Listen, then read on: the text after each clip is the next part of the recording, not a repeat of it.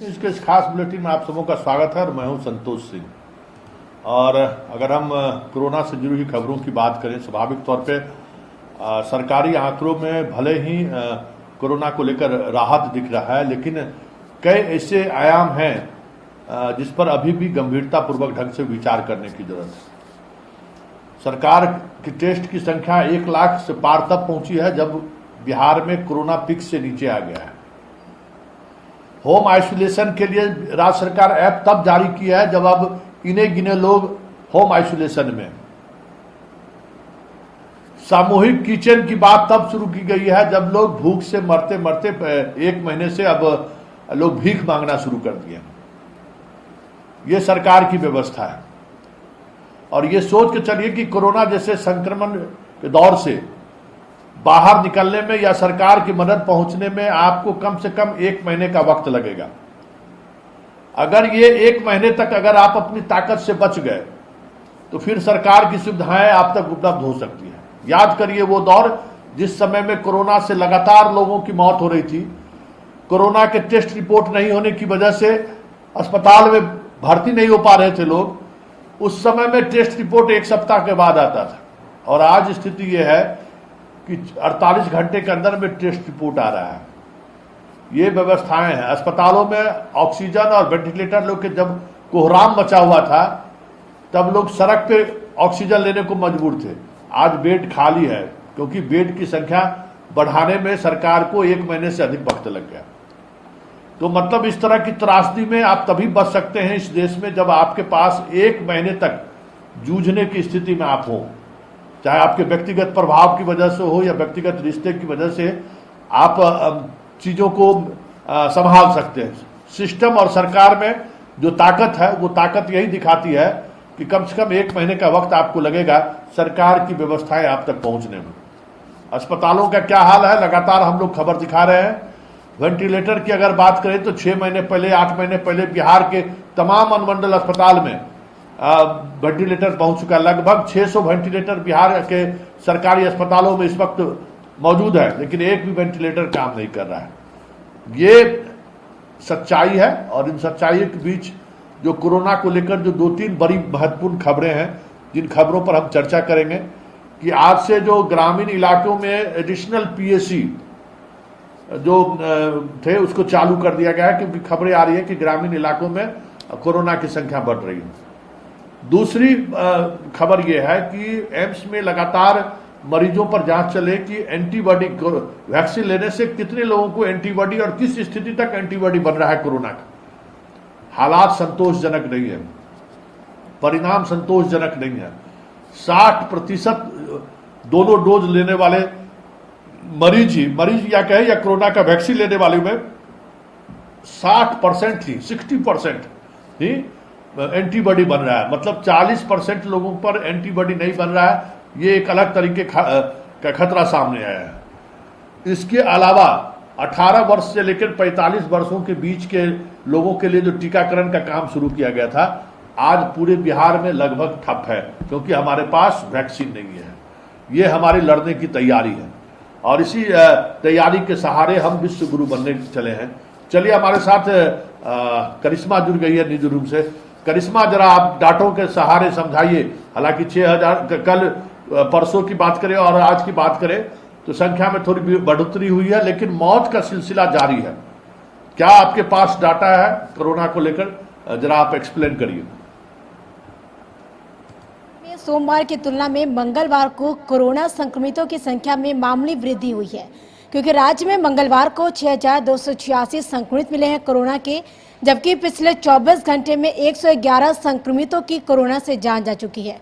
हालांकि नए संक्रमितों की संख्या में उतार चढ़ाव देखी जा रही है, लेकिन मौत के आंकड़ों में कमी नहीं देखी जा रही है। वहीं पिछले 24 घंटे में 111 संक्रमितों की जान गई, तो ये एक चिंता का विषय है राज्य सरकार के लिए, स्वास्थ्य विभाग के लिए। हालांकि देखा जाए तो जिस तरह से अब पटना में 924 मामले मिले हैं कोरोना के, जबकि पटना सहित 11 जिलों में 200 से अधिक मामले सामने आए हैं कोरोना के। अगर वहीं देखा जाए तो पिछले 24 घंटे के दौरान 1 लाख से ऊपर कोरोना के टेस्ट भी किए गए हैं, जिसमें स्वास्थ्य विभाग द्वारा अगर कुल एक्टिव सक्रिय के अगर मामले की बात की जाए तो 64,000 के करीब मामले हैं। इस दौरान अगर बिहार में देखा जाए तो 11,000 से ऊपर लोग कोरोना से स्वस्थ भी हुए हैं। रिकवरी दर की अगर बात की जाए तो 89.65% दर्ज किया गया। लेकिन सबसे बड़ी बात यह कि कोरोना संक्रमितों की संख्या में उतार चढ़ाव देखी जा रही है, लेकिन मौत के आंकड़ों में कमी नहीं देखी जा रही है।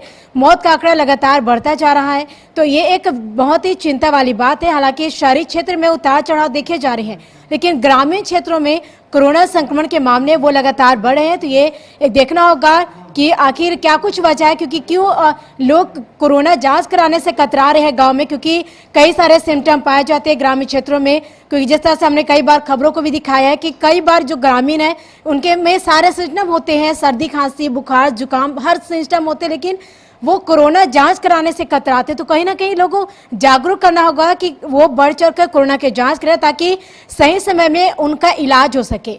तो ये एक चिंता वाली विषय जरूर है, और हालांकि मौत के आंकड़ों में कमी नहीं देखी जा रही है।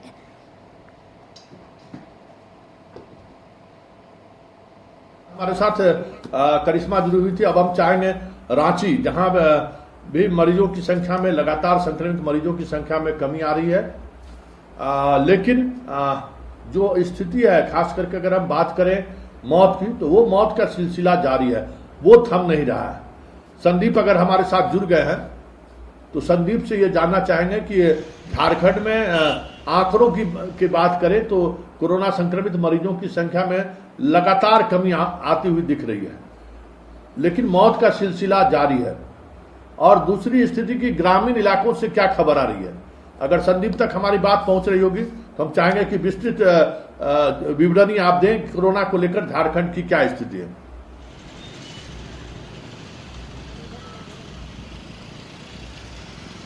जी, यदि पिछले 24 घंटे की बात करें तो राजधानी सहित पूरे झारखंड में 2,900 के करीब संक्रमित मरीज मिले हैं।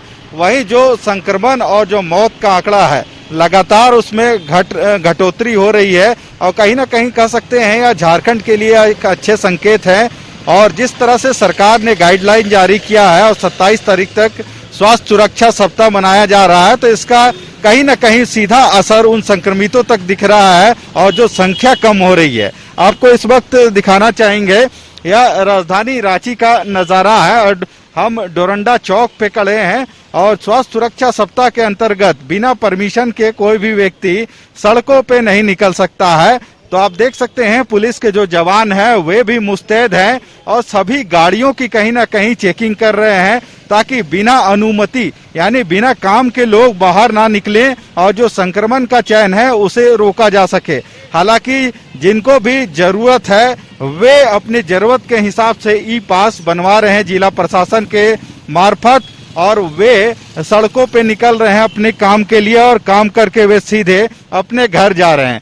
पुलिस के जो जवान हैं वे पूरी तरह से तैनात हैं हर एक चौक चौराहों पे, ताकि बिना वजह के जो लोग हैं वे सड़कों पे ना निकले, ताकि जो संक्रमण का चैन है उसे तोड़ा जा सके। और जो झारखंड में जो अब 24 घंटे में जो संक्रमित मरीज मिल रहे हैं उसमें भी और घटोतरी हो, कहीं ना कहीं यही वजह है कि जो स्वास्थ्य सुरक्षा सप्ताह मनाया जा रहा है उसमें अब सख्ती बरती जा रही है और लोग बिना काम के बाहर नहीं निकल रहे हैं। कुछ जवान हैं, उनसे भी जानते हैं कि क्या बिना काम के भी लोग सड़कों पे निकल रहे हैं। आप लोग सड़कों पे लगातार हैं। की समस्याओं की बात सामने आई थी और वो समस्याओं का समाधान कुछ निकला, सामने आया है कि नहीं, क्योंकि कई जिलों से खबर आई कि अलग तरह के जो स्वयंसेवी संगठन है वो भी ई पास जारी करना शुरू कर दिए हैं। दूसरे जिलों से खबर आ रही थी कि ई पास नहीं मिलने के कारण लोगों को परेशानियों का सामना करना पड़ रहा है। ई पास को लेकर जो तकनीकी समस्याएं थे उसका कुछ समाधान निकला कि नहीं है। और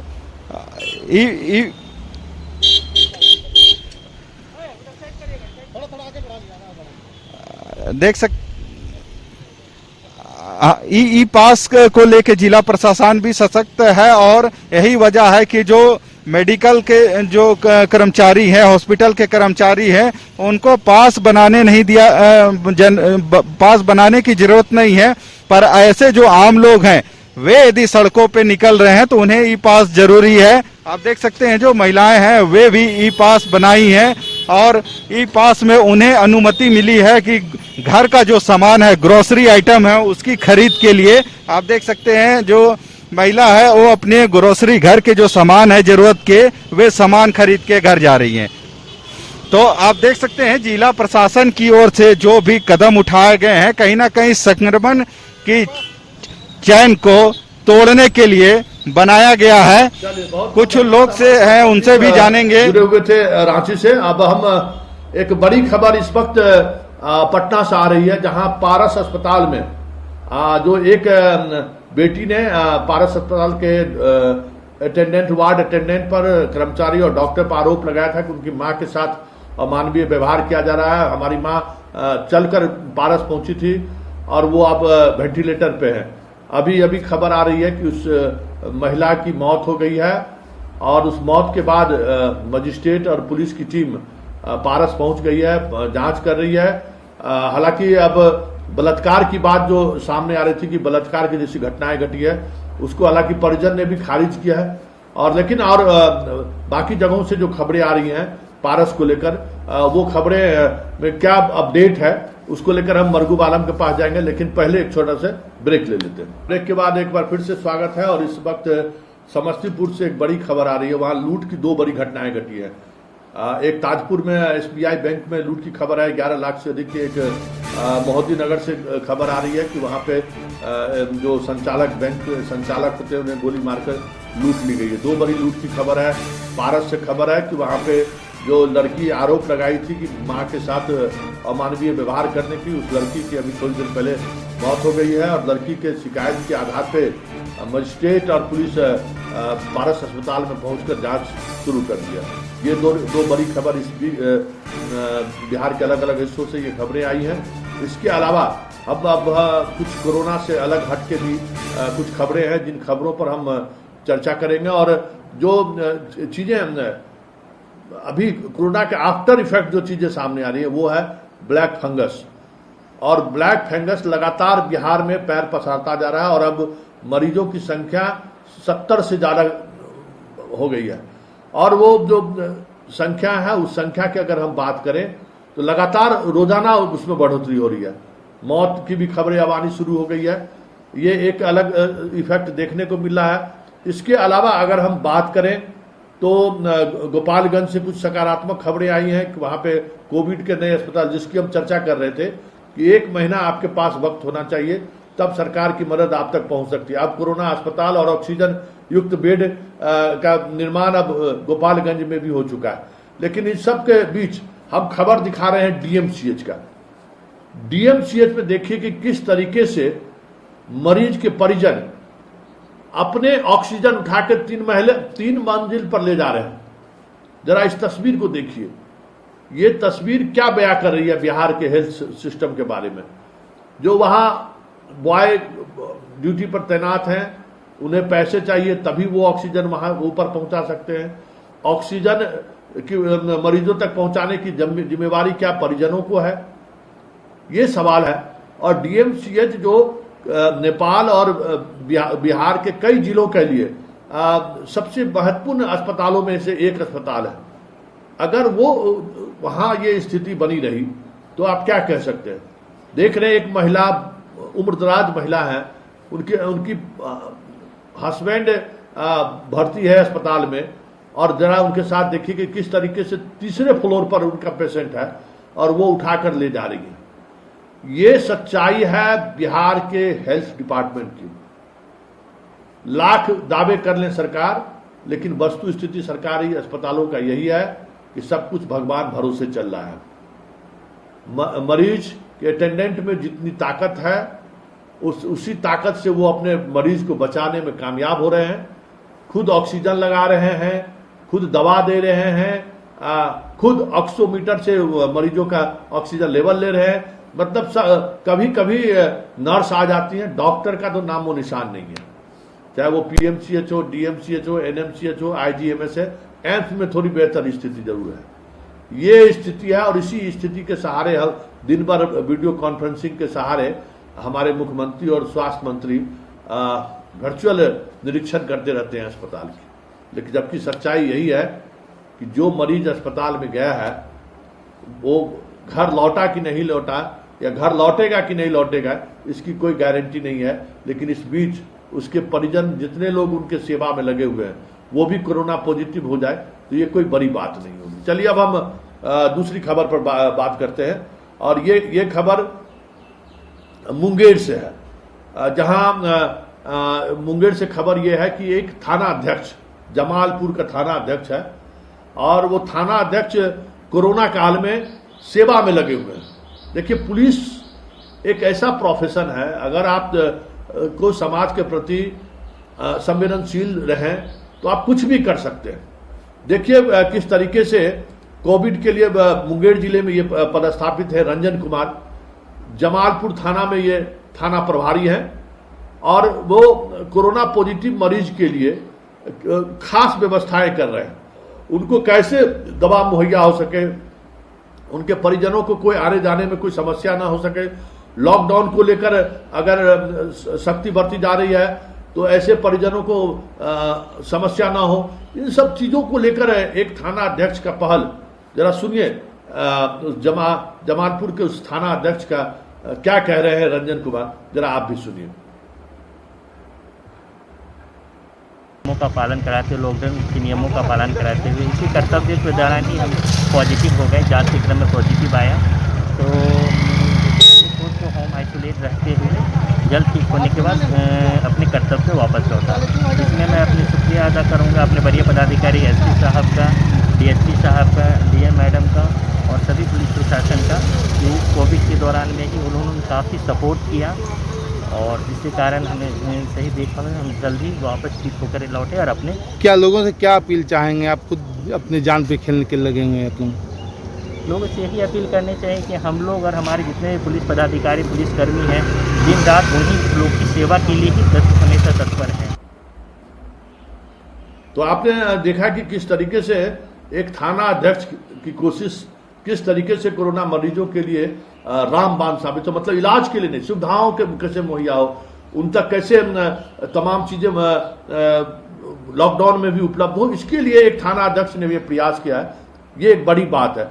दूसरी खबर भी मुंगेर से ही है, जहां मुंगेर के ग्रामीण इलाकों में क्या व्यवस्था है इस आप जो कोरोना से फाइट करने को लेकर, टेस्टिंग को लेकर वहां के लोग क्या सोचते हैं। ये सिचुएशन है कि वहां पे एडिशनल पीएचसी तो आज से वो चालू हो रहा है, आज से एडिशनल पीएचसी चालू हो जाने का डॉक्टर जाए तो तब तो ये भी एक बड़ी बात है कि वहां पर अगर पहुंच भी जाए, अगर खुल भी जाए तो फिर पहुंच पाएंगे कि नहीं पाएंगे। वहां 12 करोड़ की लागत से अस्पताल बना है तारापुर में। अस्पताल किस हाल में जरा देख लीजिए, आज तक चालू भी नहीं हुआ है। बिल्डिंग बन गई है, सब कुछ तैयार है, लेकिन अस्पताल चालू नहीं हुआ है। जरा सुनिए स्थानीय लोगों का क्या कहना है।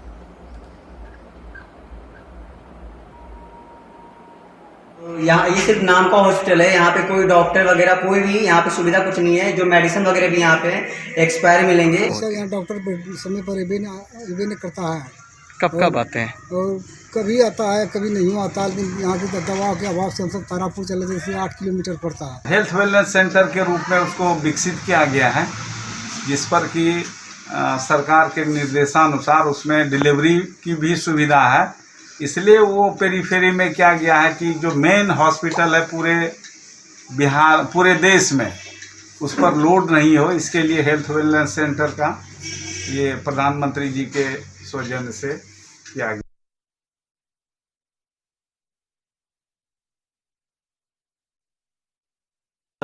में किसान को लेकर बीजेपी और सत्तारूढ़ दल के बीच आमने सामने का टकराव शुरू हो गया है। बाबूलाल मरांडी ने एक प्रेस कॉन्फ्रेंस करके राज्य सरकार पे आरोप लगाया कि धान अधिप्राप्ति को लेकर जो सरकार के नियमावली है, उस नियमावली को देखते हुए सरकार को तुरंत किसानों को राशि भुगतान करना था, पैसा किसानों को देना था, लेकिन अभी तक किसानों को पैसा मुहैया नहीं हुआ। और अब गेहूं खरीदारी की बात तो पूरी तौर पर बेमानी लग रहा है। अब बाबूलाल मरांडी ने जैसे ही ये आरोप लगाए तो स्वाभाविक तौर पे प्रतिक्रिया भी उसी तरीके से सामने आई है। कांग्रेस के सीनियर लीडर इसको कमान संभाले और रामेश्वर उरांव ने सीधे सीधे आरोप लगाया कि ये बाबूलाल मरांडी कुंठित हैं और ये अब इनके पास कुछ कहने के लिए नहीं बचा है। झारखंड के अधिकांश किसानों को उनकी राशि को भुगतान कर दिया है। जरा सुनिए इस किसानों को लेकर जो द्वंद्व चल रहा है। लेकिन बीजेपी कभी ये सवाल नहीं कर रही है, ये नहीं कह रही है कि जो डीएपी का रेट है जो 1200 से 1900 रुपया हो गया है, इस पर किसान जिस तरीके से प्रभावित हो रहे हैं उस पर अभी बहस नहीं हो रही है। जरा हम सुनते हैं बाबूलाल मरांडी को, वो क्या कह रहे हैं। और द्वितीय जो बजट सत्र था उसमें भी सरकार ने 1000 करोड़ रुपया की कर्जे की किसानों के कर्जे को माफ करने के प्रावधान किया। हमने कहा कि नहीं, 50,000 रुपया तक की कर्जे को हम माफ करेंगे। लेकिन अभी मई का महीना चल रहा है, अभी तक कोई आता पता नहीं कि किसानों के कर्जे कितने माफ होंगे, कैसे माफ होंगे। जो कुछ भी जानकारी हम सब लोगों ने जो प्राप्त की है उसमें सरकार ने इतनी उलझन डाल दी है ताकि किसानों के कर्जे माफ होना दूर की बात है। और सिर्फ सरकार की ये भी लगता है पिछले साल की तरह घोषणा ही रह जाएगी। हुआ है, फसलों को नुकसान हुआ है। हेमंत जी ने उसके आकलन के निर्देश जारी कर दिए हैं। किसानों के बीच में जाकर बैठिए, उनसे बात कीजिए, उनकी समस्याओं को जानिए और तब आकर एक सहयोगात्मक सहयोग कीजिए। 3 जिलों में है और फिर हम कहेंगे FCI भारत सरकार का एजेंसी है, इसके दोषी है। वो सरकार से मांग करके लिए पलामू, गढ़वा और चतरा जिला कि हाँ हमको अधिप्राप्ति करने दीजिए, उनको दिया गया। और ये अखबारों के माध्यम से हमको मिला है कि 35% ही कर पाए। हमने हमारे विभाग ने FCI को लिखा है कि आप इसकी तिथि बढ़ाइए। तो आपने देखा कि किस तरीके से किसानों के इश्यूज को लेकर भाजपा और झारखंड मुक्ति मोर्चा और कांग्रेस आमने सामने है। लेकिन हमने सवाल किया था कि 1250 रुपये के डीएपी के रेट को 1900 किस सरकार के में बढ़ोतरी हुई है, उस पर भी सफाई देनी चाहिए थी बीजेपी को। चलिए अब हम दूसरी खबर पर बात करते हैं। बात गोपालगंज की कर रहे हैं, जहां अलग से वार्ड भी बनाया गया है कोरोना पॉजिटिव मरीजों के ट्रीटमेंट को लेकर। लेकिन इस बीच ये एक मेडिकली रिसर्च भी है कि जब कोई बड़ी महामारी वाली जैसी बीमारियां आती हैं तो जो छोटे बीमारी है या जो संक्रमित अन्य बीमारियां हैं उसकी मरीजों की संख्या काफी कम हो जाती है।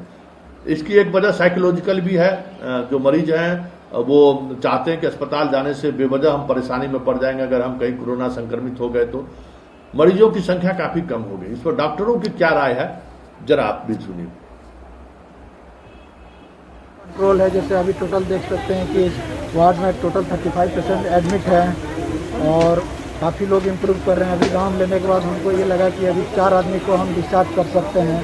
अभी उनको ऑक्सीजन को बंद करके रखे हैं, जिसमें दोबारा SpO2 नापेंगे। अगर वो लोग ठीक आ गया तो वो लोग 4 आदमी एकदम फिट होकर घर जाएंगे। लोगों में जागरूकता आई है, पहले से काफ़ी ज़्यादा इम्प्रूवमेंट आ रहा है लोग इलाज करने के लिए।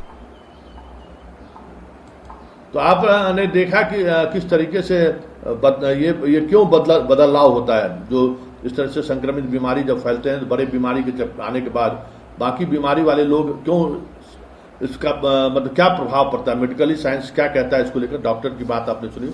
अब हम आपको पूर्णिया ले चलते हैं। जीविका दीदी बिहार में सभी क्षेत्रों में बेहतर काम कर रही है। राज्य सरकार ने यह निर्णय लिया कि इस बार जीविका दीदी के सहारे ही जो कम्युनिटी किचन का काम चलाने का निर्णय सरकार ने हर प्रखंड में लिया है, उसमें जीविका दीदी का सहयोग लिया जाए।